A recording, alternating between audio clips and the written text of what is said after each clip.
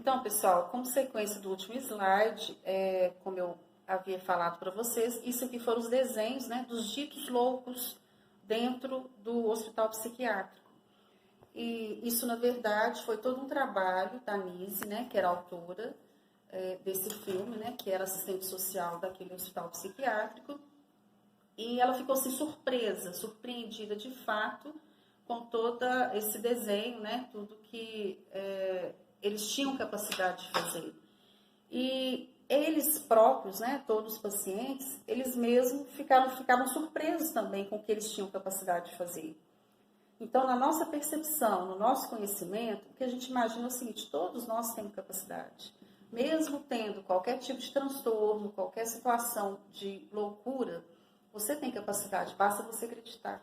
Infelizmente, no passado, a psiquiatria no passado, como já havíamos falado, era bastante mesquinha, né? Então não se preocupava. Entendia de fato que essas pessoas eram pessoas totalmente desprovidas de qualquer capacidade cognitiva.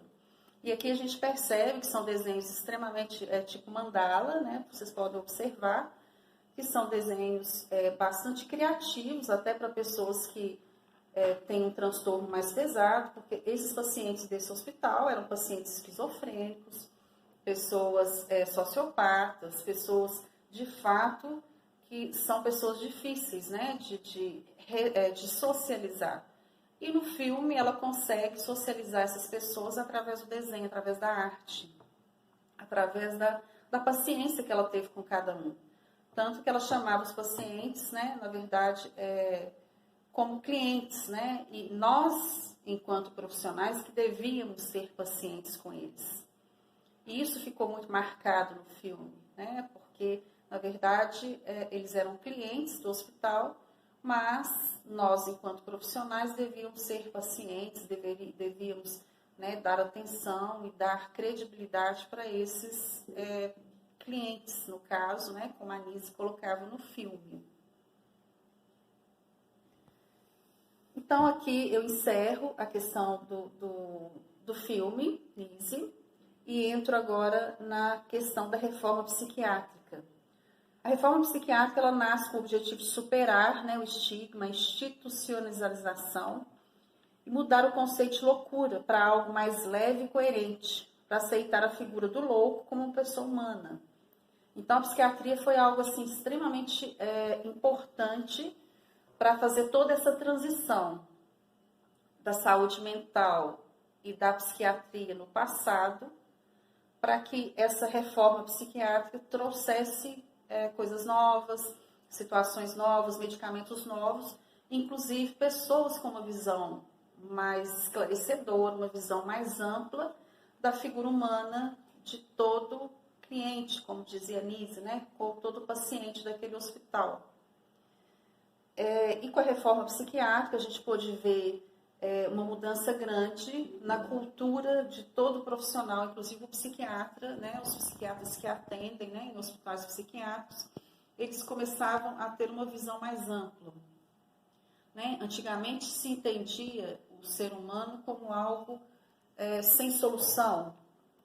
E com a reforma psiquiátrica a gente pôde ver várias mudanças. Inclusive, uma das coisas que a reforma psiquiátrica trouxe para a gente foi o CAPS, né, que é o Centro de Atenção Psicossocial. Inclusive, aqui na cidade nós temos, né, um CAPS. Isso foi a partir dos anos 80, né, que deu início nessa humanização e assistência desses indivíduos. Hoje nós temos aqui, né, em Itaúna, o CAPS AD, temos o CAPS 2. Né, o CAPS AD é um CAPS direcionado para pessoas usuárias de drogas, que tem o transtorno, né, o transtorno aí da questão da abstinência alcoólica e abstinência química. E temos o CAPS 2, que são atendimentos a pessoas já com transtorno mais pesados, né, esquizofrenia, alguma situação enfim, de transtornos mais pesados, pode-se dizer assim, sociopatia, deixa eu pensar outra aqui. A questão da bipolaridade, que é algo também que vamos falar mais na frente. E, inicialmente, quando se montou o CAPS, teve-se uma resistência inicial. Como que seria isso? Né? Como que as pessoas iam se adaptar a essa questão, a essa nova realidade? Porque antigamente só se colocava as pessoas no hospital psiquiátrico e realmente assim esquecia dessas pessoas. E elas eram extremamente injustiçadas, eram pessoas extremamente banidas, né, da sociedade como um todo. E a reforma psiquiátrica, como eu falei anteriormente, ela veio de fato para trazer algo novo, algo que agregue de fato a essa figura humana, né, a esse ser que de fato, apesar de ter qualquer tipo de transtorno, mas é um ser humano como qualquer um de nós. E no CAPS, né, funciona da seguinte forma, também foi falado em sala de aula, gente, o acolhimento, né, inicialmente tem um profissional, né, ou melhor, chega-se até a recepção, tem todo um acolhimento ali desse indivíduo, e posteriormente tem a atuação da equipe multidisciplinar. O que seria essa equipe multidisciplinar? Seriam psicólogos, seriam assistente social, o próprio médico psiquiatra que está acompanhando e funcionários específicos que acompanham essas pessoas, né, no dia a dia. E lá no CAPS, eles têm todo um trabalho de promoção do doente mental, que seria algumas atividades de laboterapia também. Em alguns CAPS, né, planta-se hortas, né, assim, eles têm aquela responsabilidade de cuidar e com isso subentende que é uma forma de reabilitar e de ressocializar todo esse indivíduo. Então, penso eu, né, tenho essa percepção, tive oportunidade, como falei para vocês, quando eu tive oportunidade de trabalhar com pessoas em situação de rua, de ter contato junto ao CAPS. E é um trabalho, de fato, bastante agregador junto a esses indivíduos. Então, acho bastante interessante, talvez, quem sabe, né, mais para frente, eu acho que nós comentamos isso na sala, de fazer uma visita até o CAPS, né, tem um contato bacana lá com o pessoal, da gente ter um contato para que vocês conheçam. E não existe só o CAPS, tanto para drogas, como eu falei, como para qualquer tipo de doença mental. Existe o CAPS para criança, existe o CAPS para idoso. Então, assim, tem uma amplitude bastante grande, né, com relação ao Centro de Atenção Psicossocial. Então, assim, acho super bacana que a gente conheça antes que se fale qualquer coisa negativa, né, do CAPS, porque de fato ele é um mecanismo para que você consiga de fato trazer essa pessoa, né, para a sociedade, fazer essa pessoa útil na sociedade. Então, assim, na verdade, né, eu estou assim, recapitulando, né, como eu falei para vocês, toda a nossa atividade, as atividades, né, as aulas que foram dadas, né, até então. E aqui agora eu entro na classificação dos transtornos mentais e de comportamento e comportamentais, que na verdade foi a nossa última aula.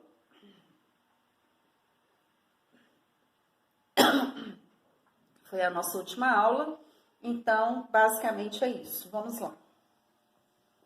A diferença, então, eu faço questão aqui de inicialmente colocar a diferença entre saúde mental e transtorno mental. É um pouco diferente, né? A saúde mental, a Organização Mundial da Saúde afirma que não há uma definição específica sobre saúde mental, mas que ela é utilizada para dar qualidade de vida ao indivíduo. E de fato é isso. A saúde mental ela veio para agregar todo o conhecimento desses profissionais, inclusive nós enquanto psicólogos, psiquiatras, está agregando junto, dar um sentido, né, emocional, dar um sentido para esse indivíduo e mostrar tanto quanto ele é importante. Então, a saúde mental veio atrelar junto a nova psiquiatria para que esse indivíduo se sinta de fato útil na sociedade. E aí a gente fala aqui também do transtorno mental. O transtorno mental são as causas, né, que faz com que esse indivíduo venha a desenvolver um determinado momento da sua história algum transtorno mental. Então, o transtorno mental, a gente vai falar mais para frente, que são várias situações que até nós vivemos em algumas situações da nossa vida, né? Inclusive em algumas situações, alguns determinados momentos, a gente fica mais frágil, a gente às vezes tem algum problema emocional e que pode, de fato, desencadear um transtorno mental. E aqui também, né, eu fiz questão de colocar o que seria esse transtorno mental, que seriam alguns fatores físicos e biológicos, né, que seriam as alterações ocorridas no corpo como um todo, em determinado órgão ou no sistema nervoso central. Então, todo transtorno mental, ele está associado a alguns fatores físicos e biológicos, né, que ocorrem essas alterações. E aí também tem, né, tem alguns itens, né, abaixo, que está associado ao transtorno mental, que são os fatores genéticos ou hereditários. Eu vou citar todos eles, depois a gente vai explicar um por um, para que fique mais fácil para todos. Os fatores pré-natais, os fatores perinatais após o nascimento e fatores neuroendócrinos. Os fatores genéricos ou hereditários, podemos dizer que seria, vamos lá, deixa eu pensar, seria a esquizofrenia, também muito bem colocado em sala de aula, inclusive, né, assim, com uma interação muito grande dos alunos, né, com já algum conhecimento com relação à psiquiatria, melhor dizendo, com relação à esquizofrenia. Então, seriam situações que já vêm da genética. E aí você vai me perguntar assim, professora, mas a depressão é um fator genético? Não, não é um fator genético a depressão. É algo que você desencadeia com o decorrer da sua vida. A depressão, ela se dá muito no sentido de algo desconfortável, alguma situação que você está vivenciando e que isso vem desencadear todo um transtorno. Ah, mas a minha mãe tem depressão e eu também vou ter depressão? Olha, tem casos, sim, pode-se dizer que a depressão pode ser algo genético, mas em alguns estudos mais atualizados, subentende que a depressão é algo que nós adquirimos, infelizmente, né, com o decorrer da vida da gente, com alguma situação, como eu disse antes. Fatores pré-natais, né, que se coloca aqui também, seria a questão mesmo do pré-natal. A mulher engravidou, teve alguma situação, ou às vezes ela se envolveu com o mundo das drogas, crack, essa coisa toda, e a criança ficou comprometida. Então, tem esses fatores pré-natais. E que muitas das vezes a criança vem, né, com toda uma abstinência, vem com toda uma situação já com envolvimento do crack. Do crack ou qualquer outro tipo de droga. Né? Lembro que quando tive a oportunidade de trabalhar, como eu já falei para vocês, com pessoas em situação de rua, eu já me deparei com isso, né? De, às vezes uma criança que nasce, ela já nasce, né, às vezes com algum tremor, alguma situação de fato ocorrido, né, ou desencadeado da questão da figura da mãe ter feito uso, né, de qualquer tipo de entorpecente. E é muito triste, né, gente? É uma situação assim bastante desconfortável. Você vê um serzinho ali tão pequenininho já vivendo toda uma situação dessa. Fatores perinatais após o nascimento. Aqui são situações, né, que ocorrem após o nascimento, que pode ser algum traumatismo, alguma situação que a criança vivencia, né, enfim, algum trauma, algum abuso, alguma situação que vai ficar marcado na criança. E os fatores neuroendócrinos, né? Então, assim, a criança já nasce com isso, já é algo que ela já traz com ela, né? A criança, ou mesmo o adulto, ela já traz isso, algum problema nos neurônios, algum problema de cabeça, né? Alguma situação neuronal mesmo, né? Então, seria basicamente isso. E tem outras situações, né? Bastante interessantes também. A gente poderia ficar aqui falando, né? Um bom tempo, mas a princípio seriam essas. Vamos falar um pouquinho dos fatores ambientais e os fatores emocionais ou psicológicos. Fatores ambientais seriam os fatores que o próprio ambiente causa sobre si. Como eu disse há pouco, a depressão poderia ser algo associado aos fatores ambientais. Os fatores emocionais ou psicológicos, né?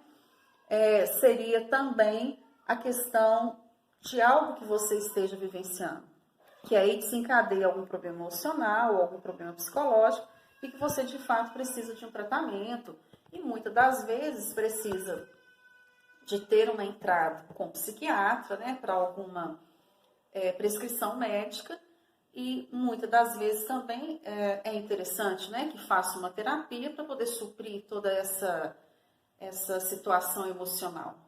E, gente, a gente não consegue, não adianta, a gente não consegue, a gente é humano, a gente precisa de falar, a gente precisa externalizar o que está sentindo, porque, de fato, é uma sobrecarga grande emocional para a gente, né? Vivendo aí, olha, imagina a nossa situação, vai entrar na quarentena, né, que nós estamos vivendo. Precisamos ter, de fato, né, toda uma estrutura emocional para que a gente consiga viver bem. E algo que foi, né, como já falei também, algo que foi pego de surpresa e nos assusta, né, toda essa situação que a gente está vivenciando. Ok, e aí a gente, né, eu menciono aqui também para vocês alguns transtornos, no caso, que seria a ansiedade, uma situação pós-traumática, o estresse diário e laboral e também os transtornos de pânico. Né, que ansiedade é algo extremamente latente no nosso mundo, né, no nosso mundo hoje. Se alguém falar que não tem ansiedade, para mim não é algo normal, né? Penso eu que a ansiedade em demasia vai te causar um transtorno de ansiedade generalizada, algo que está extremamente atual hoje que a gente vive. Mas a ansiedade, por um lado, também é algo positivo, porque ela é algo propulsor, né? Ela te joga para cima para que você execute determinadas situações. A situação pós-traumática seria, também coloquei isso em sala de aula, seria algo que aconteceu com você, por exemplo, no trabalho, alguma situação laboral, por exemplo, algum acidente de trabalho que aconteceu com você e que você, naquele momento, você não está conseguindo lidar com aquela situação. Né? Então, assim, eu normalmente tenho hábito, às vezes, de atender pessoas em situação de estresse pós-traumático, né? Um acidente que acontece em alguma empresa, e a gente vê que naquele momento, esse estresse pós-traumático pode gerar outro transtorno. Então, a gente precisa ficar bem antenado, né? Bem, assim, atento, de fato, para que isso não desencadeie outros transtornos, né? No caso da pessoa. Nós temos o estresse diário e laboral também, né? Que todos nós temos também esse estresse, que é o estresse do trabalho, é o estresse diário, o estresse da sua casa, né? Que a gente tem que saber administrar, né? Hoje a gente tem que administrar muitas coisas ao mesmo tempo. E o transtorno do pânico, né? Eu acho que, assim, boa parte das pessoas já viveram uma situação de pânico. O que é o transtorno do pânico? É aquela pessoa, por exemplo, que sobe no elevador e não consegue se situar naquele ambiente, né? Ou, por exemplo, está numa festa, quando o ambiente fica mais cheio, a pessoa começa a suar frio, a pessoa começa a sentir mal, e ela precisa sair daquele ambiente imediatamente.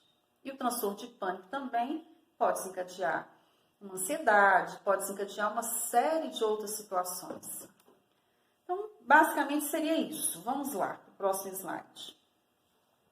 E aí vem outras coisas, né, assim, até mais pesados, que seria o delírio, a esquizofrenia, a bipolaridade, as neuroses, entre N outros transtornos que existem.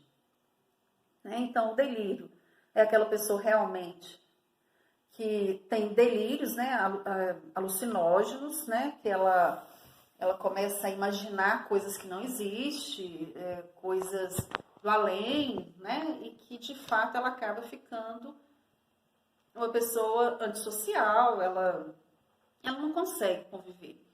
A esquizofrenia, já também muito bem colocada em sala de aula, é algo que a pessoa fica totalmente fora do mundo dela. Ora, ela está bem, ora ela está instável, né? Então, assim, ela não tem muita percepção do que ela está fazendo. E também, né, um fator que nos preocupa da esquizofrenia, inclusive até alguns colegas, né, em sala de aula comentou, né, de parentes com esquizofrenia. e que é muito difícil, né? São pessoas extremamente agressivas em alguns momentos, mas também em alguns momentos dóceis. Então, assim, a gente precisa de ter toda uma sensibilidade, todo um carinho com essas pessoas, porque de fato elas não sabem o que está acontecendo, né? Então, assim, tem casos, por exemplo, de esquizofrênicos que eles fazem uma determinada coisa, vamos dizer assim, de uma agressividade, jogar alguma coisa no outro e depois abraçar a pessoa, né? Então, assim, mas isso é extremamente diagnosticado junto a um psiquiatra, essa pessoa é medicada, enfim, basicamente é isso.